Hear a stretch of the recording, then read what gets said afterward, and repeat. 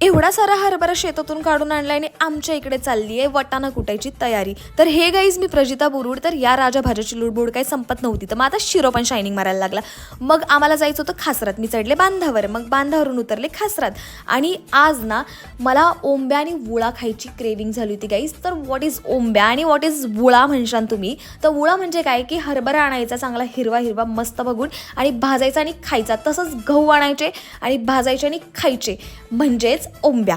तर कुणी कुणी गाईस चोरून आणून हे सगळं खाल्लंय, तर त्यांनी कॉमेंट्समध्ये ना त्यांच्या गावाचं नाव लिहा. तर आता आम्ही ओंब्या घ्यायला आलो होतो, तर शिरोला ना आम्ही ताईकडे दिलता. तर आम्ही घरी चाललोय. घरी पोहोचल्यावर माझ्या पप्पानी ताजंच भाजला रात्रीचं. तुम्हाला सांगू गाईज, या सीझनचा नशा म्हणजे वुळा आणि ओंब्या गाईज. या नशेला ना कोणतीच तोड नाहीये. आणि इकडे ना गावाला हे लोकांचं रुटीन आहे. म्हणजे दिवसभर किती पण काम केलेलं असू, रात्री येऊन लोक वुळा आणि ओंब्या खातातच खातात. त्यांच्यासाठी ना हा डिझर्ट आहे रात्रीचा, आणि गप्पा पण मारतात. तर ताई पण आली होती आणि राजा भाज्या कसं सोडेल आमची साथ. पप्पांनी मला मळून ओंब्या दिल्या आणि मी आयत्या खाल्ल्या गाईज, कारण मला मळता येत नाही. नंतर घमेला घेऊन गेलो आणि सगळेजण ते ओंब्या आणि वुळा वेचत होते, पण मी नाही गाईज, मी नाही वेचला.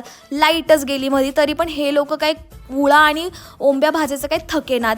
त्याच्यानंतर मग मी पण त्यांची हेल्प करू लागले. बट वुळा गाईज मी स्वतः सोलून खाल्ला. आणि ओंब्याना पहा अशा मळायच्या असतात, नंतर त्या फुकायच्या असतात आणि त्या खायच्या असतात. तर आता लाईक आणि फॉलो करून जा.